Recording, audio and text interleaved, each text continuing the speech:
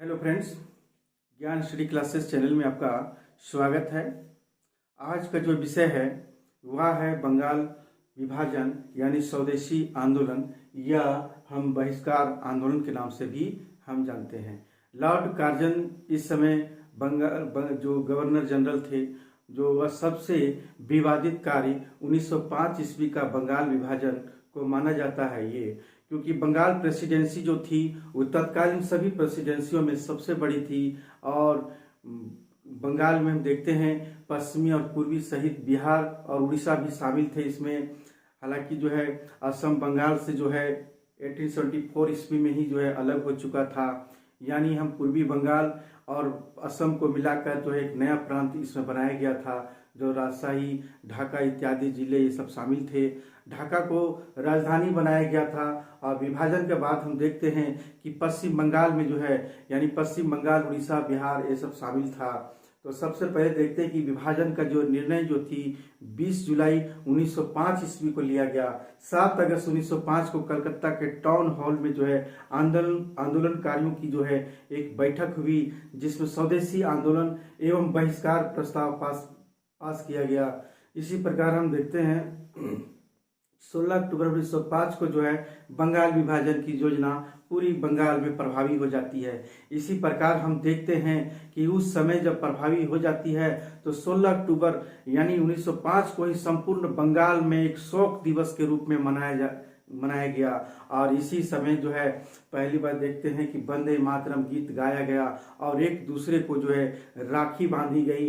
इसी में जो है रविन्द्रनाथ टैगोर की सलाह पर ही जो है यानी बंगाल में जो है राखी दिवस मनाया गया। यह राखी दिवस के बाद हम इसी समय देखते हैं कि रविन्द्रनाथ टैगोर ने ही जो है एक इनका सबसे प्रसिद्ध अमार सोनार बांग्ला का गीत और एकला चलो रे का नारा दिया था। इसी तरह से हम देखते हैं इसके बाद गोपाल कृष्ण गोखले ने ही जो है अपनी बंगाल विभाजन को एक निर्मूल भूल कहा।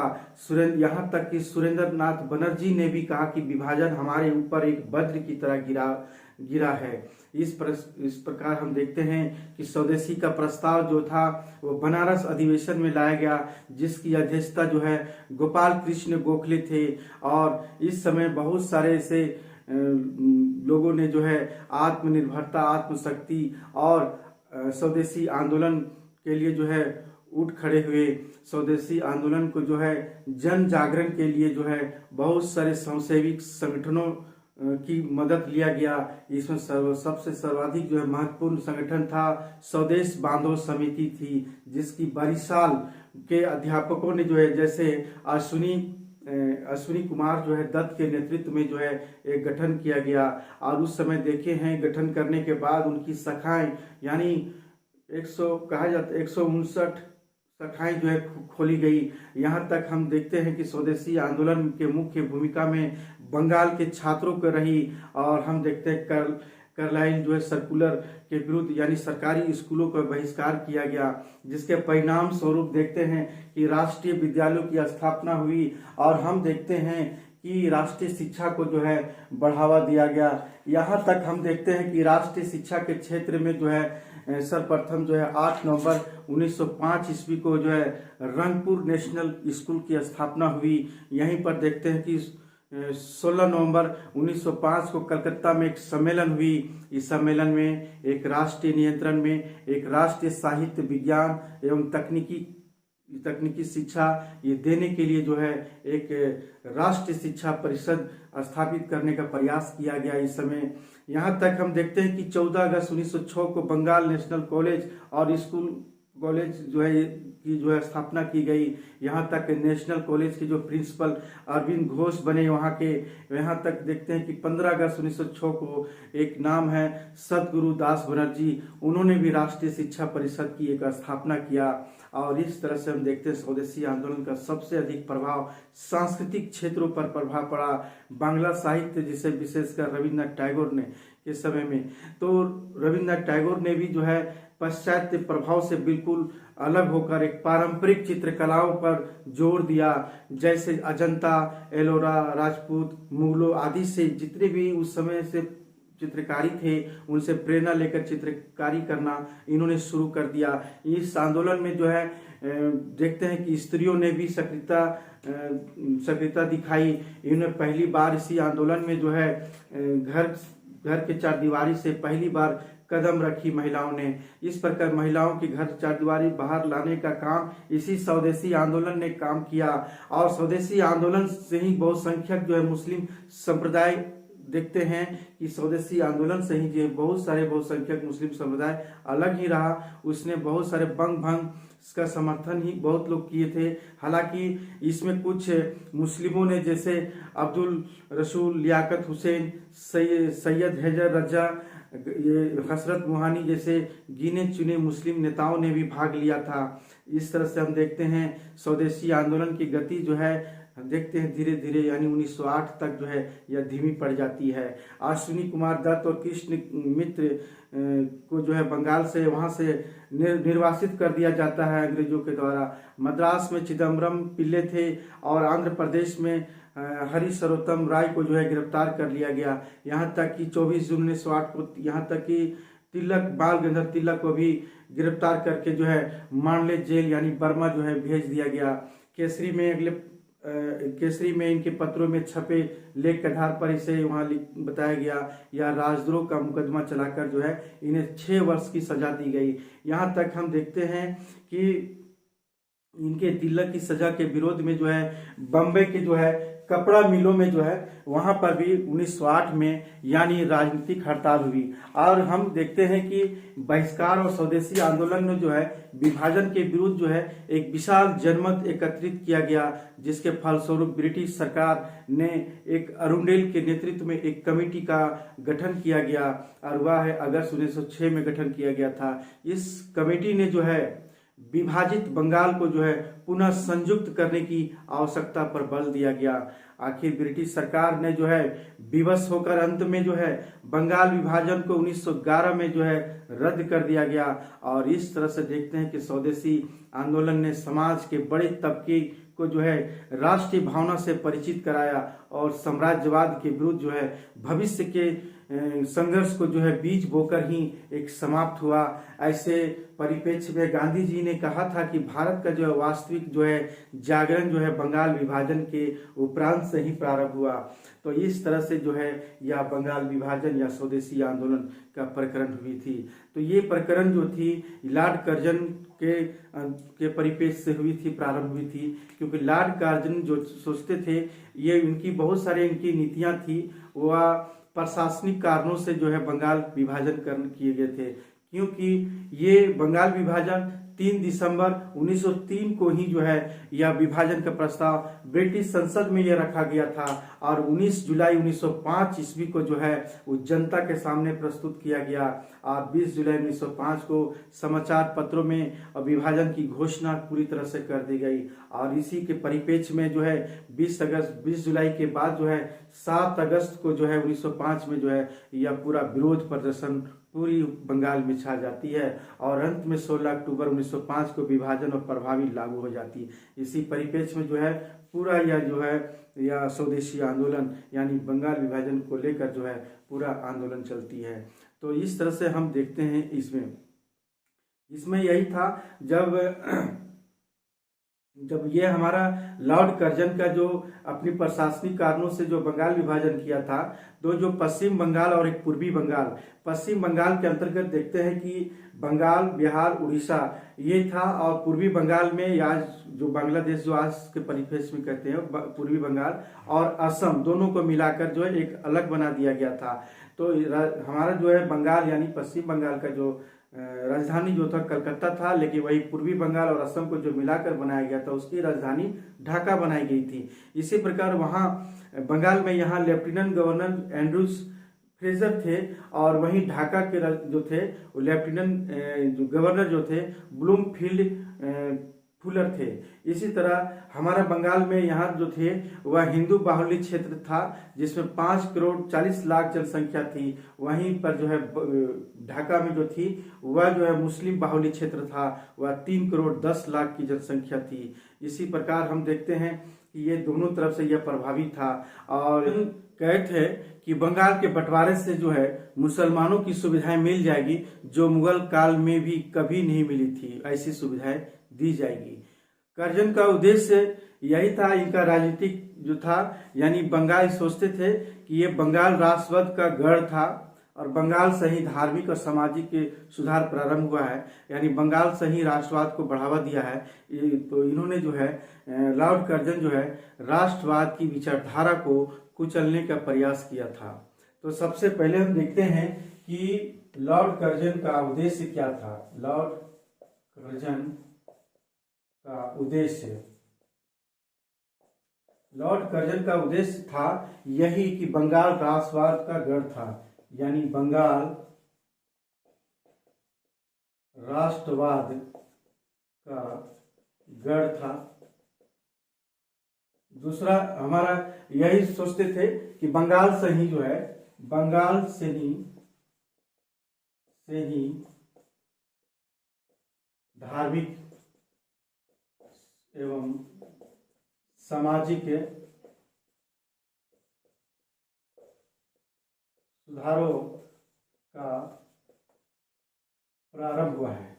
और ये भी सोचते थे कि बंगाल से ही राष्ट्रवाद, यानी बंगाल से ही राष्ट्रवाद को बढ़ावा दिया है। और हम देखते हैं कि पहली बार जो है इसमें राष्ट्रवाद ये विचारधारा को कुचलने का, इसमें क्या किया है, इसमें राष्ट्रवाद को कुचलने का प्रयास किया गया है। राष्ट्रवाद की विचारधारा को जो है ये राष्ट्रवाद की जो है विचारधारा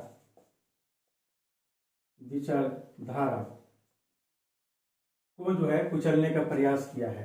तो इसमें लॉर्ड कर्जन का ये नीति था, क्योंकि लॉर्ड कर्जन जब आए थे, भारत गवर्नर जनरल बन करके आए थे, तो 1898 में कांग्रेस अधिवेशन मद्रास में हुई थी। तो लॉर्ड कर्जन की नियुक्ति जब यहाँ हुई तो आए तो उसका एक अधिवेशन जितने भी कांग्रेस के थे बहुत तो तहे दिल से इनका स्वागत किया था। इनकी भी मांग थी कांग्रेस की, और इन लोग भी की आशा थी कि ये हम लोगों के लिए मांगों को पूरा करेंगे या बात को रखेंगे बहुत ही ये से। लेकिन लॉर्ड कर्जन जो है धीरे धीरे, क्योंकि लॉर्ड कर्जन क्या थे, साम्राज्यवादी व्यक्ति थे, साम्राज्यवादी प्रवृत्ति के थे, इन्होंने कांग्रेस को महत्व देना कम कर दिया। और हम देखते हैं कि सबसे पहले इन्होंने 1898 ईस्वी में कांग्रेस का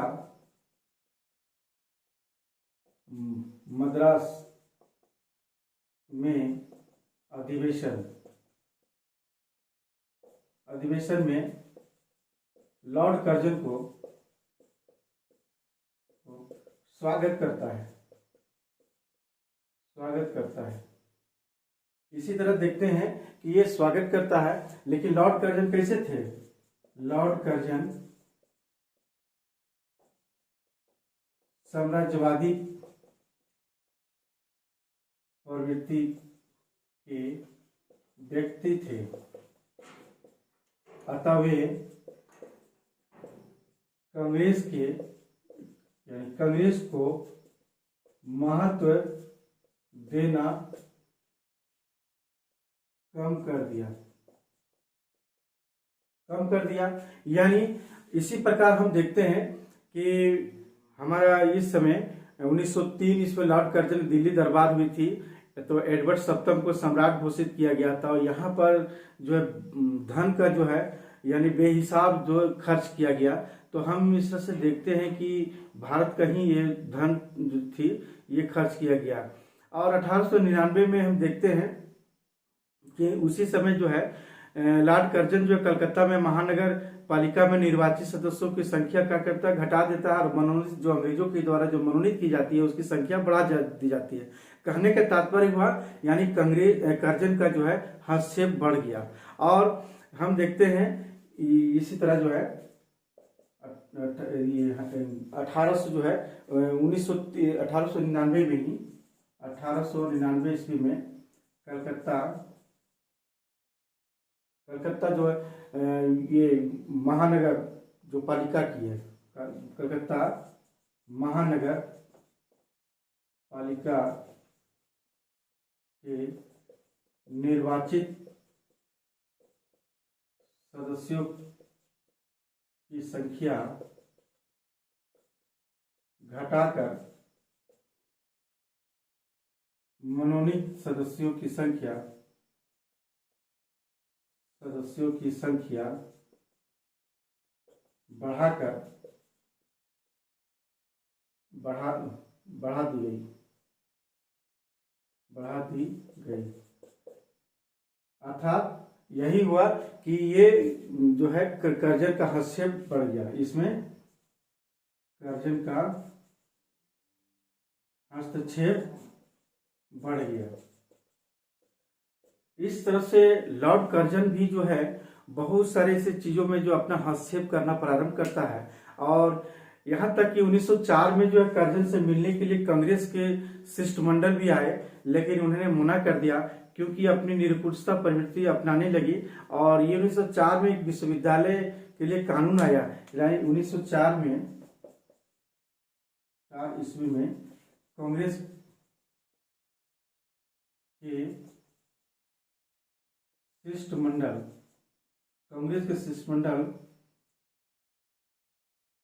से मिलने से मना कर दिया।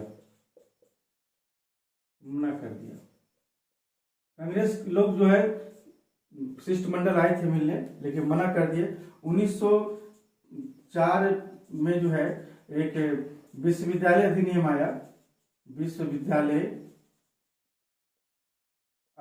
आया, नियम आया। इसमें जो है सीनेट की जो संख्या है, यानी सीनेट की मनोनीत सदस्यों की संख्या बढ़ा दी गई थी। अधिनियम में जो है सीनेट में मनोनीत सदस्यों की संख्या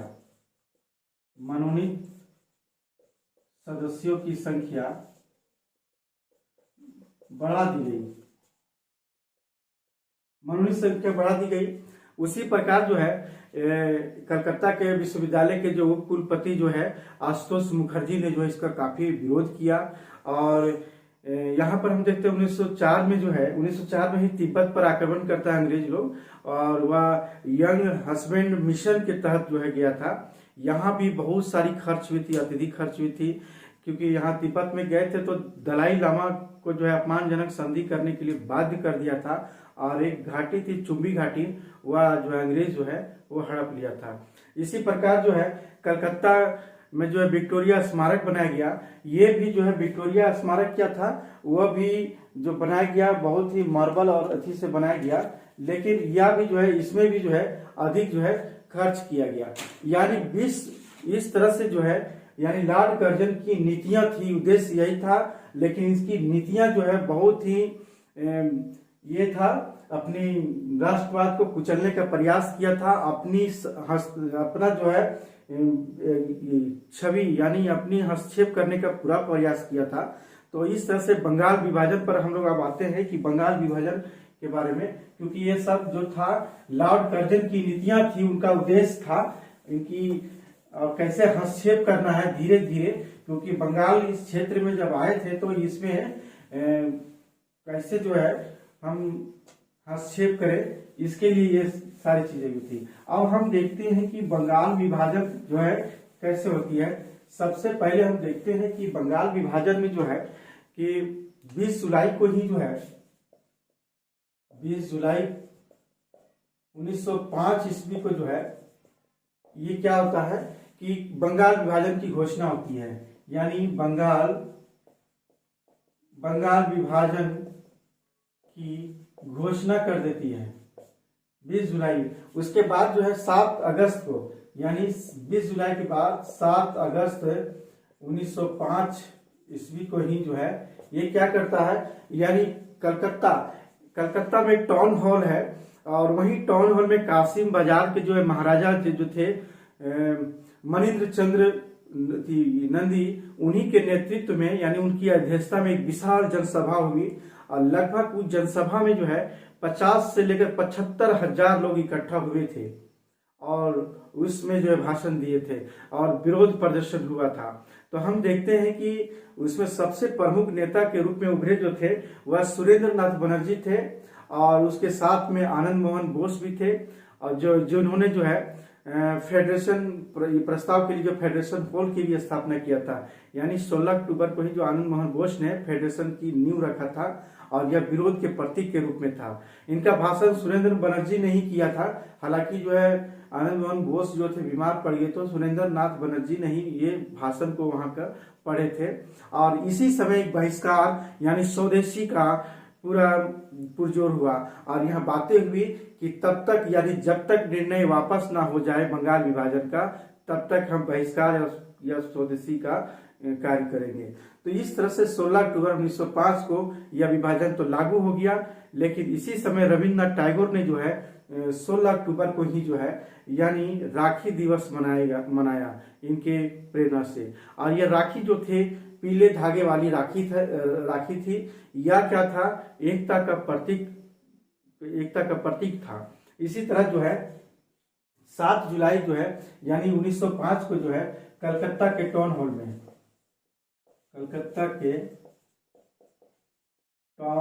हॉल में कासिम बाजार के महाराजा मनिंद्र चंद नंदी के नेतृत्व में, यानी उसकी अध्यक्षता में, नेतृत्व में एक विशाल जनसभा हुई जिसमें 50 से 75 हजार लोग इकट्ठा हुए।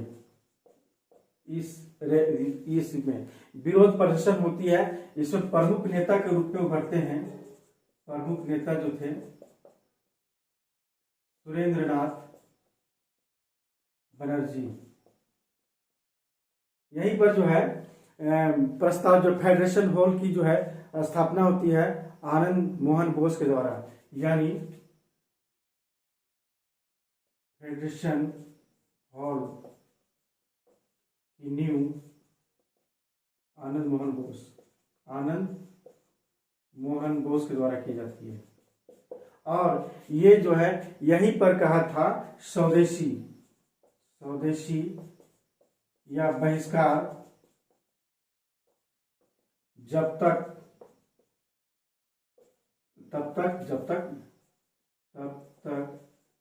तक ये निर्णय वापस न लिए जाए। अंग्रेजों के जो निर्णय था, ये निर्णय वापस ना ले, यही था। तो इसमें जो था, लेकिन ये 16 अक्टूबर 1900 को ये क्या था, 16 अक्टूबर 1905 को यह प्रभावी पूरे बंगाल में प्रभावी हो गई। तो इसी में जो है हमारा रविन्द्रनाथ टैगोर ने जो है यानी रविन्द्रनाथ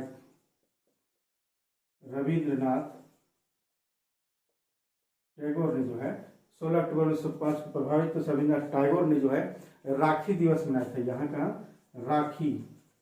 राखी दिवस मनाया था। और यह जो पीली धागे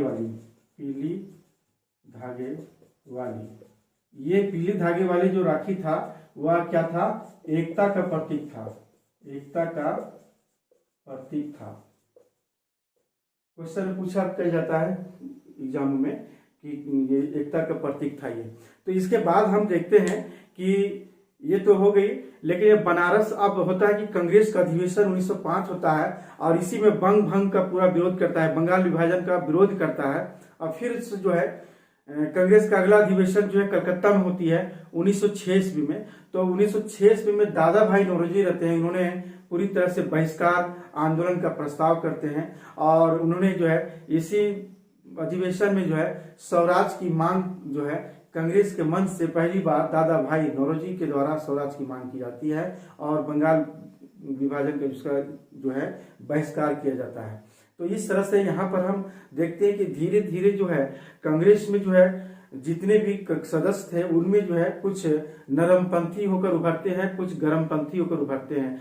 तो बंगाल में जो जो आंदोलन ये कह रहे थे कि जो आंदोलन था, ये आंदोलन बंगाल तक ही रहना चाहिए, ये नरमपंथियों का विचार था। लेकिन केवल वही कहना था उनका कि केवल वस्तुओं का बहिष्कार होना चाहिए। कुछ उसमें ऐसे लोग गर्मपंथी होकर उभरे, ऐसे लोग जो आंदोलन को कह रहे थे कि आंदोलन सर्वव्यापी होनी चाहिए और पूर्ण बहिष्कार होनी चाहिए।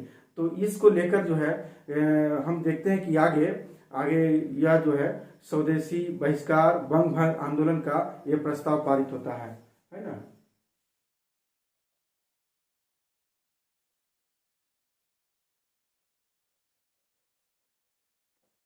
तो इस तरह से हम देखते हैं कि बनारस का कांग्रेस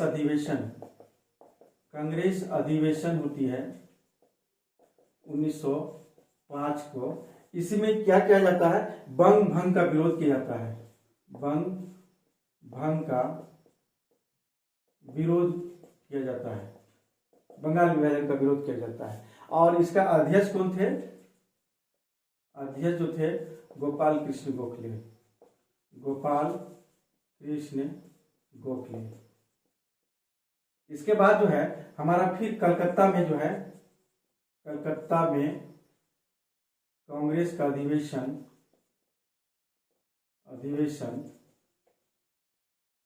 1906 में होती है।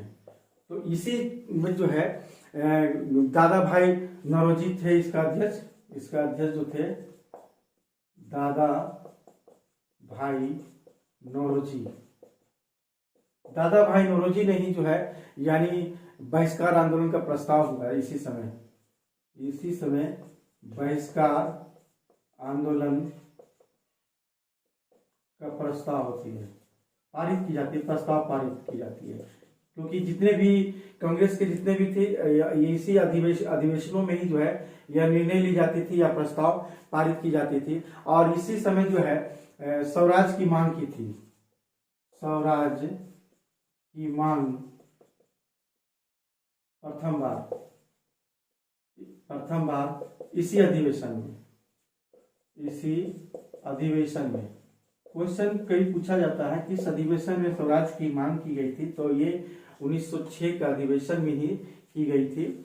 और इसमें सबसे बड़ी बात है कि इसमें दो तरह के लोग जो है हुए। तो कांग्रेस में जो है उभर कर सामने आने लगे, लेकिन इनका यही था स्वदेशी यानी हमारा जो है आत्मनिर्भरता बनाने के लिए जो है अपने देश की वस्तुओं को बढ़ावा देना, आत्मनिर्भरता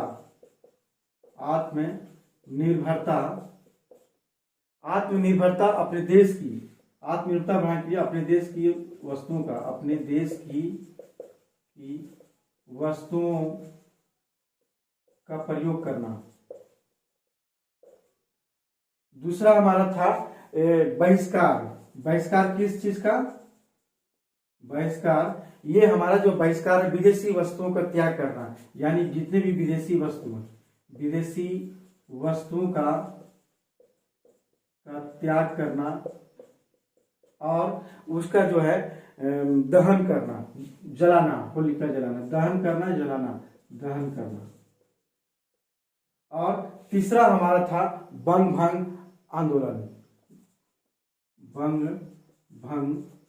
आंदोलन। यही इस अधिवेशन में प्रस्ताव पारित हुआ था, यानी इसी प्रस्तावित में कि स्वदेशी आत्मनिर्भरता बनाने अपने देश की वस्तुओं को प्रयोग करना है, विदेशी वस्तुओं को बहिष्कार करना है और दहन करना है और बंग भंग आंदोलन करना है। तो इसी प्रस्ताव जो है हम देखते हैं बहिष्कार का जो प्रस्ताव जो था वह जो है कृष्ण मित्र ने रखा था। बहिष्कार का प्रस्ताव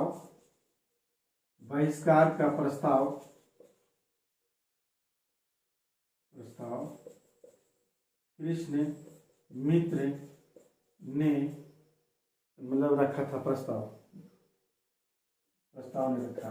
इसका समर्थन भी जो है हमारा सिस्टर नवनीता भी थे, वो भी जो है इनका समर्थन किए। इन्होंने भी कहा था कि विदेशी वस्तुओं का प्रयोग करना ये जो है गो हत्या के समान है। तो इस तरह से उन्होंने भी कहा था। अगला हम देखते हैं कि ये जो ये आंदोलन का जो है ये विस्तार कहाँ कहाँ हुआ था, ये आंदोलन का विस्तार कहाँ कहाँ हुआ था। तो सबसे पहले देखते हैं, ये महाराष्ट्र के पुणे में बाल गंगाधर तिलक ने जो है उन्होंने जो है स्वदेश प्रचारिणी सभा की स्थापना की थी। यानी इसका जो है इसका जो विस्तार है, यानी इस आंदोलन का जो है विस्तार कहाँ था, यानी पहले हम देखते हैं महाराष्ट्र में जो थे बाल गंगाधर तिलक, इन्होंने जो है प्रचारिणी सभा की स्थापना की थी। प्रचारिणी सभा की स्थापना की थी, ये थे इन्होंने। दूसरा हम देखते हैं, इन्होंने जो है विदेशी वस्तुओं को बहिष्कार करना और स्वदेशी को अपनाने की बात करना और यह प्रचार प्रसार करना, ये दो माध्यम बनाया था। गणपति महोत्सव जो उत्सव होती है प्रारंभ किया था, यानी 1893 ईस्वी में, और 1896 में जो है शिवाजी महोत्सव प्रारंभ किया था। इसके माध्यम से ही जो है इसके उपयोग से आंदोलन को प्रचारित करना चाहते थे और ये प्रचारित कर रहे थे। तो सबसे पहले 1893 ईस्वी में ये हमारे जो थे गणपति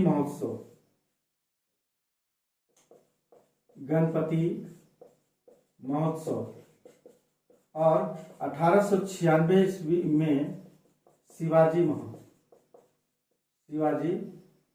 महोत्सव। और इसमें क्या था, ये इसके उपयोग से, यानी इसका इस महोत्सव से जो है यहाँ पर जो है क्या किया, आंदोलन को प्रचारित करना, आंदोलन को प्रचार प्रसार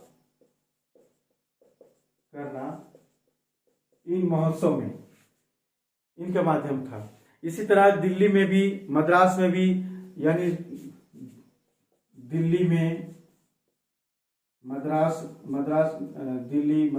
में जो हमारा सैयद हैदर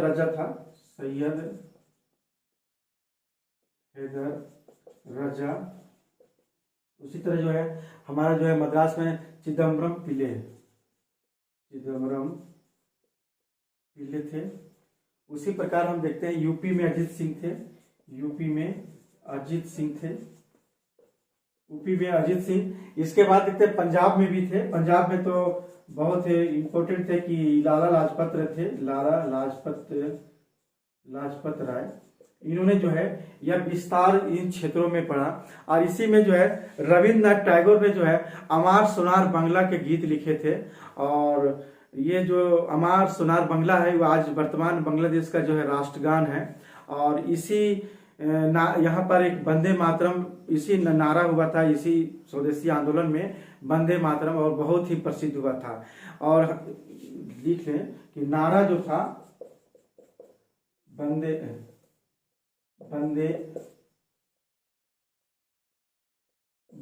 मातरम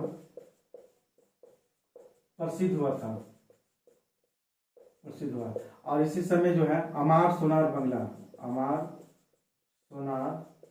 बांग्ला जो रविन्द्रनाथ द्वारा जो लिखी गई गीत है वह बहुत ही प्रसिद्ध हुआ। इस तरह से हम देखते हैं आंदोलन का। अब हम देखते हैं इनकी विशेषताएं।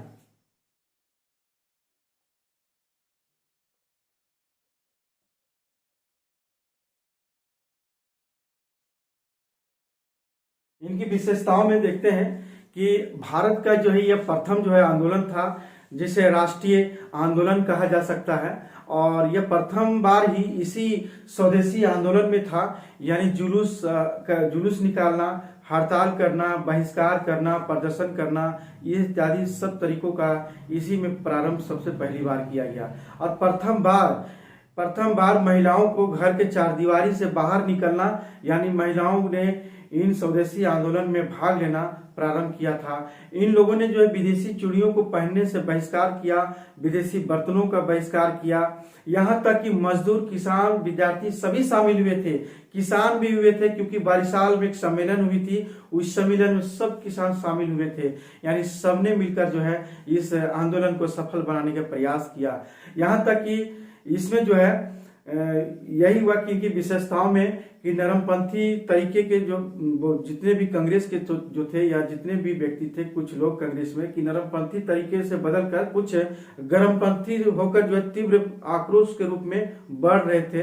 तो इस तरह से हम देखते हैं कि इसी आंदोलन में जो है सांप्रदायिकता का बीज इसी आंदोलन के दौरान देखने को मिलता है, क्योंकि इसमें जो है बहुत सारे की तरीके जो है गर्मपंथी होकर उभरता है। यहाँ तक कि मुस्लिमों को लेकर जो है अब्दुल रसूल, लियाकत हुसैन, मुजफ्फर खान, सैयद हैदर रजा शामिल हुए थे। लेकिन बाद में कुछ ऐसे बहुसंख्यक मुसलमान जो थे इसमें शामिल नहीं हुए, इस आंदोलन से दूर हो गए थे। तो सबसे पहले आंदोलन की विशेषताएं तो नोट कर लेंगे। आंदोलन की विशेषताएं, आंदोलन के विशेषताएं, आंदोलन की विशेषताएं क्या क्या है तो देख लें। भारत का प्रथम आंदोलन, भारत का प्रथम आंदोलन, ये भारत का प्रथम, जिसे राष्ट्रीय आंदोलन कहा जा सकता है, जिसे राष्ट्रीय आंदोलन कहा जा सकता है। दूसरा हम देखते हैं इसमें कि प्रथम बार जुलूस हुआ था, प्रथम बार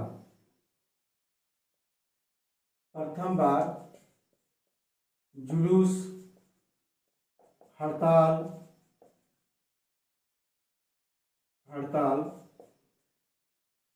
प्रदर्शन, जुलूस, हड़ताल, प्रदर्शन और बहिष्कार इत्यादि था। और तीसरी विशेषता में प्रथम बार जो है यानी घर से बाहर, प्रथम बार महिलाओं का घर के चारदीवारी से निकलकर इस आंदोलन में सक्रिय भूमिका निभाई।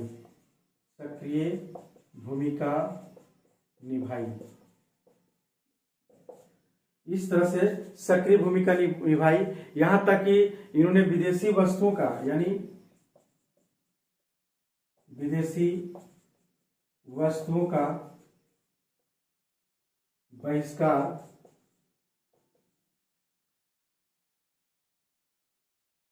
चूड़ियों, बर्तनों इत्यादि का किया गया।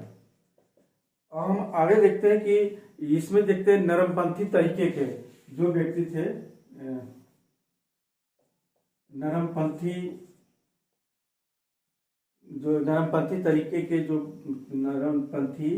तरीके के व्यक्ति बदलकर धीरे धीरे क्या हुए, गर्मपंथी में हो रहे थे, गर्मपंथी में तीव्र हो रहे थे। तो इसमें विद्यार्थियों ने भाग लिया था। इसमें जो है सभी भाग लिए थे, यानी किसान, मजदूर,